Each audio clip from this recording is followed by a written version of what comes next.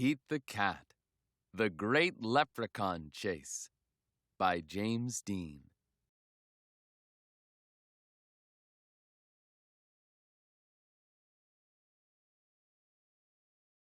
Tomorrow is St. Patrick's Day, and Pete's teacher, Mr. G, is teaching about leprechauns.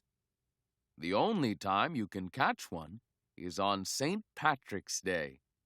A leprechaun will bring you good luck, Mr. G says. Now everyone in class wants a leprechaun. Pete gets a great idea. He will open a leprechaun catching business. St. Patrick's Day comes, and Pete gathers some supplies. He hangs a sign above his stand. This will be easy, Pete thinks. Squirrel is Pete's first customer. "I want a leprechaun," Squirrel says. "I need good luck for my test." "Cool, I'm on it," says Pete. Pete has a plan. He will follow a rainbow until he finds a leprechaun. Finally, Pete arrives at the end of the rainbow and finds Clover the leprechaun next to a pot of gold. Pete sneaks up behind Clover. Swoosh! But Clover is too fast. "Did you think you could catch me so easily?" he asks. Once there was a cat named Pete who thought nabbing some luck would be neat. Then he happened upon a smart leprechaun who he'll find quite tricky to beat. Clover disappears in a puff of green smoke. Pete will need a new plan. That afternoon, Gus visits Pete's lucky leprechaun catchers.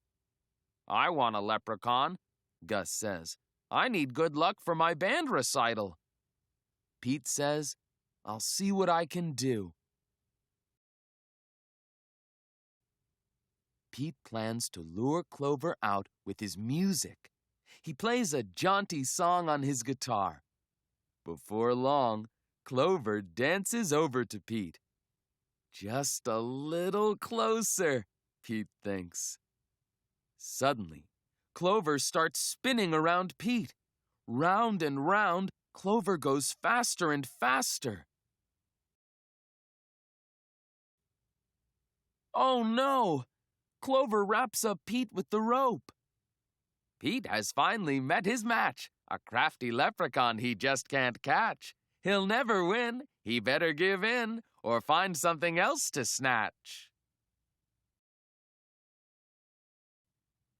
That evening, Callie visits Pete's lucky leprechaun catchers. "I want a leprechaun," Callie says. "I need good luck for my tennis match."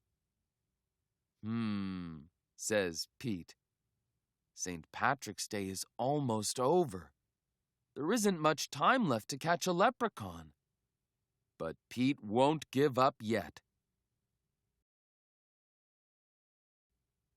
Pete sets a trap for Clover. Before long, Clover tiptoes up to the trap and sniffs the air. I love candy," he whispers, peering under the box. Pete waits very quietly. Crash! Pete rushes over and checks underneath the trap. But it is empty. Clover skips away. "Pete has tried many a plot, but still I haven't been caught. And isn't it dandy? I even got candy, while Pete ends up with squat." Pete has an idea. He follows the trail of spilled candy to Clover's secret hideout. Pete sneaks up behind Clover. Swoosh! Pete finally catches Clover. Why do you want me? Clover asks. I'm helping my friends who need some extra luck, Pete says.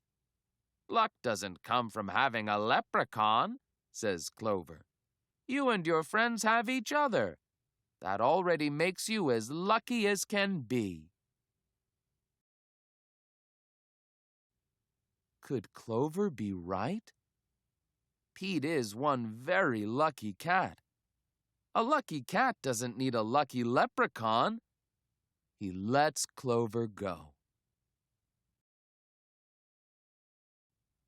Pete decides he will be the good luck his friends need by helping them out himself.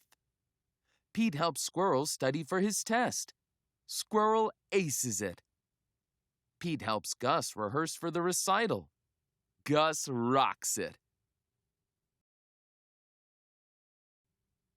Pete helps Callie practice for her match. Callie wins it. Clover magically appears. Good job, Pete, says Clover.